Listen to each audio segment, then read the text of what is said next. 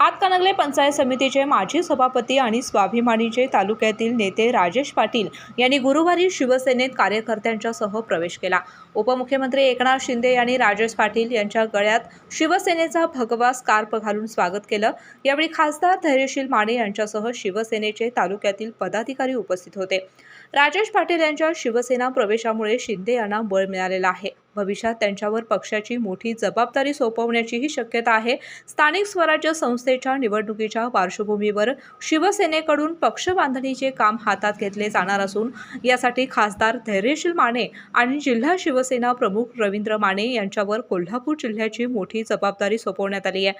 राजेश पाटील यांच्या रूपाने याची सुरुवात झाल्याचं दिसून येत आहे। डॉक्टरांनी ॲडमिट होण्याचा सल्ला दिलाय, पण स्पेशल रूम परवडत नाही। मग टेन्शन घेऊ नका।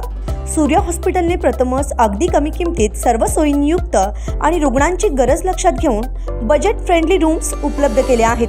कॅशलेस सुविधांसह खिशाला परवडणाऱ्या किमतीत budget friendly economic special room. पत्ता कोंडावळ चौक, लक्ष्मीपुरी, कोल्हापूर। संपर्क 9822 63 54 69।